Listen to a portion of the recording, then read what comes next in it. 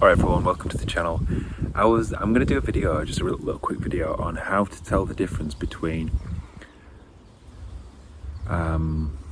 deep intuitive insight, like from your higher self or your soul or whatever you want to refer it as, and insight that you're getting from, say, like programs or trauma,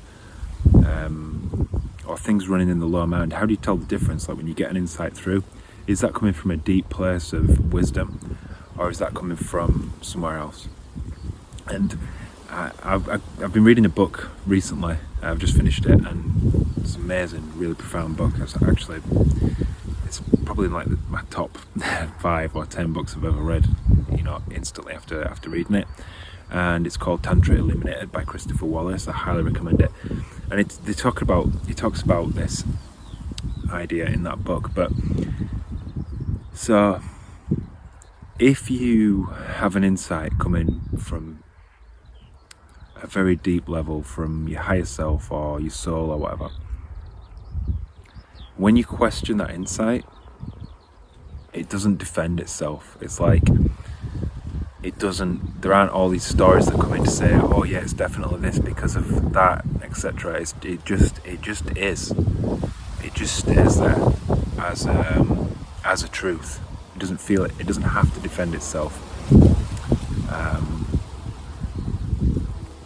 It just sits there in its immanence.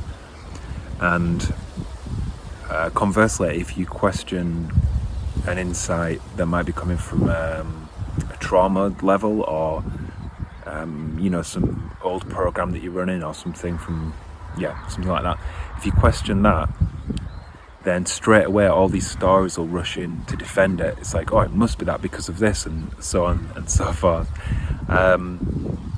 When I heard this, like I was reading this idea in the book, it just really lit me up. Like I was like, wow, yeah. And I've been playing with that and observing that in myself over the last few weeks, and I'm finding it a really useful tool.